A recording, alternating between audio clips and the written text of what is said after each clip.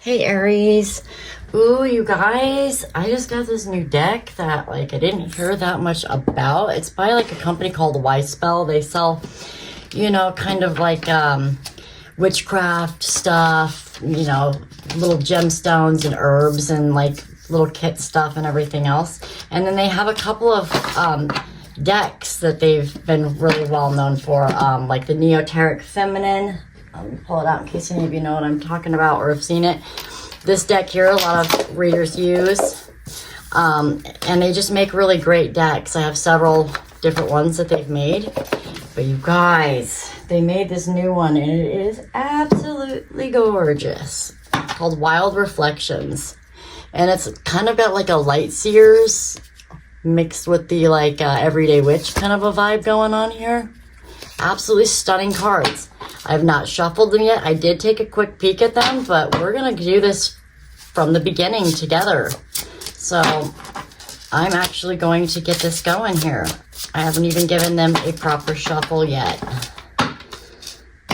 Oh my gosh, you guys are absolutely so stunning. So anyway, I just wanted to use them so bad, and I don't want to waste a reading. I want to see how accurate it comes to Aries, because I'm an Aries, so I'll be able to kind of judge the accuracy of the deck. I did run it through some sage smoke, so that's it. But I haven't put them out of order yet or anything. I just wanted to do it from scratch with you guys. It's going to be a couple more shuffles. Sorry, I want to make sure we get good and mixed. We do shuffle a little bit cardboardy, I want to say. They shuffle nice, but I don't know how well they're going to hold up because of that. They could bend easily, but I don't know. My other ones, the gold edging wore off on them a little bit and stuff like that after maybe a couple hundred uses, but we'll see. I'm not really sure how well they divide either. Let's find out. Oh, they're a little thick to hold, so you can't grab the whole deck at once. But all right, let's get the main energy out for Aries. What do we got? What message do we have for Aries right now? What do we have for Aries? Hey. Eight of Pentacles, working hard on something, busy at work here, leveling ups, working on your skills. This could be, trying to master something, putting in a lot of effort towards something. Could be a job, could be a project or something, but there's something that you're working on. All right. Why are you working on this?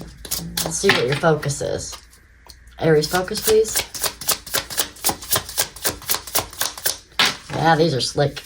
Yeah, they're slick. Jeepers. Maybe I should have done all this before, huh? Before I was on camera, flipping things around. All right, let's see.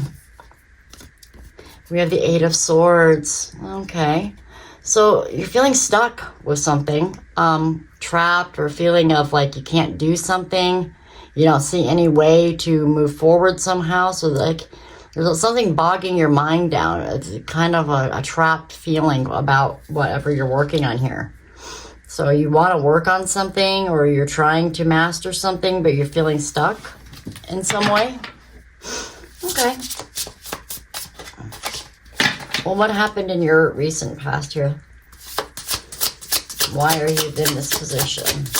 Why are you in this position?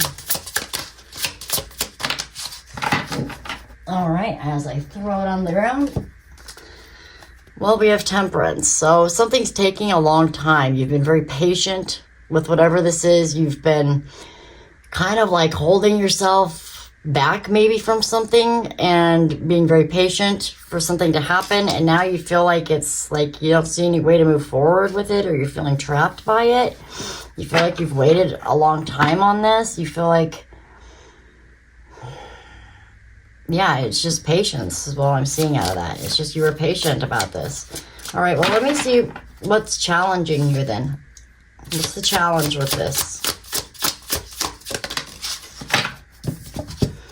The Ten of Cups. Yeah, it's about your long-term happiness, life goals kind of thing. It's wanting to be very happy. This represents family, love, joy, happiness, but on a completion, want to be fully happy. And your happiness or the longevity of something or the long-term happiness is what you're working on here. But that's challenging you. Maybe you're not happy with what you're working on and you're not fully happy. You don't see the longevity in it. You're working so hard at something that you don't know if it's really going to make you all that happy. Feel kind of stuck by something. I don't know. This is going to resonate for somebody probably pretty specific. All right, tell me. Ooh, okay. This was supposed to be what you don't see about the situation. 10 of Wands. Something's closing out. It's when you have a lot of responsibilities or burdens, lessons that you've learned, things that you've accomplished and gone through. It's closing out that cycle. So whatever you were dumping your energy into, that you had to go through all these trials and tribulations for, that cycle is closing out now. You don't see that it's rounding up. You're on the last hitch of this. It's about to be over. You're about to close out this cycle, release these burdens here. There's an ending to something here. All right. What's the, what should they focus on? What do they need to do? What do they need to focus on?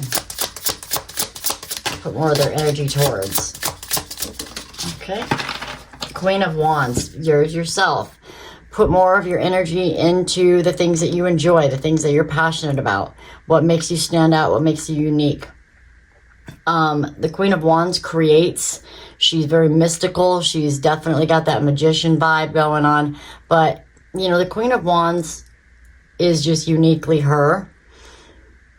Whatever in this situation here, you need to just focus on what you're creating for yourself, the life that you want to create, what excites you, what makes you feel good, and what brings out the most of your energy. You need to focus on you right now.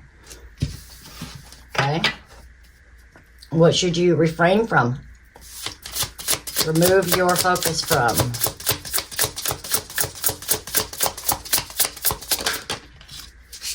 Justice. Trying to make something balanced, trying to make something even and fair, trying to work something out. That's just not going to work anymore. I think that means that it's out of balance. You might be putting in more effort than the situation is worth or than the other person is if you're dealing with a person. If it's a job or something, it's not going to balance out your money. If it's a person, it's just not balancing. It's not working. The efforts are not the same for the results here. All right. Let me take a look at the future. What's the future incoming energy?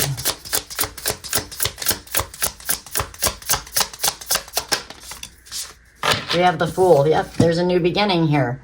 This is like going to be taking a leap of faith, taking a risk, trusting in the divine, trusting in yourself. It's that, you know what, I'm just going to do it. I'm not going to plan. I'm just going to just go. I'm going to do it. I'm going to do what I feel in the moment. That's how I feel when I see this. It's in the moment. I'm just going to just go. And I'm not going to worry about what's below me, what's behind me, besides me, between me. I'm just going to let myself flow for once. Stop trying to control the situation or the narrative. And I'm just going to have this new beginning. I'm just going to take a risk and do it. And Aries does this a lot, actually, which this is why it's our card as well. So you're showing up here twice in the reading. And this new beginning is very freeing for you. It's a chance for you to really bring in that balance that you might be lacking here. All right, what is something external for Aries here, out of your control? We have the Three of Wands. This is all about planning and preparation to make some sort of big change. So I think what's out of your control is that you can't plan and prepare for what somebody else is going to do or how a situation is going to turn out. Whatever you're planning and trying to do, I think the energies around you might have a different plan. So you can't choose the free will of others. You can't navigate something like that. But somebody around you might be looking at other options or planning or preparing to go on their own adventure. A company might be thinking about hiring somebody different, or not working for you, or whatever the situation is. This energy outside of you, outside of your control, somebody else's energy or just what's around, is the energy of planning and preparing. So there's some planning and preparing going on that's out of your control. Okay? And let me get your advice. What advice? Whoa, not 75 cards of advice, though. What final message do you have for Aries? We have the Magician. There you are again. This card can be read as several different signs, but the Magician also can be read as Aries. This is the power to create the future that you want. It's time to start thinking now and speaking out loud now and writing down now the things that you want in your future. And don't say I want or I need. That creates lack mentality. What you need to do is say I have, or I'm so glad I have, or I really enjoy this. I really like this. I really love that I'm in love. I really love having a bunch of money in my bank account. You need to start thinking and creating the future that you want. You are pulling the strings right now. And so your advice is to manifest. It's time to really start going after what it is that you want here. And putting your energy into something right now that you've been very patient on, all in the name of finding this happiness, but the happiness is in the challenged position. So is it really happy? Is it really happy? And if it makes you feel trapped in any way or restricted from doing something that you want to do, then it's not the right thing. It's not making you happy. It's never going to make you happy. Something else in your life is doing some planning and preparation, not looking at you in that future, right? Looking away. But you need to stay focused on your own power. Another card that really goes good with the Magician and also as Aries. You know, there's that confidence, that go-getter kind of attitude, doing what your heart feels is best, creating from that space, and not worrying about how fair it is to somebody else or how things are going to balance themselves out, because justice is here to make something prevail in your favor, to make the scales tip your way, so long as you move in a creative way here with your heart space, right? And then the energy coming in for you is this new beginning. And your advice is the Magician. Create that new beginning, right? We have the Fool, then we have the Magician coming out.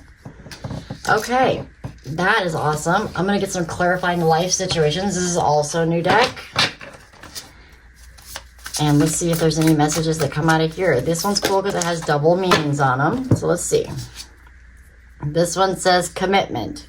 Commit to the next stage in your development and there will be a promise fulfilled in some form. And then this one says commit to the journey. With determination, go all in for the long term. Your steadfast focus will bring lasting rewards. Okay, let's see if we can get another one.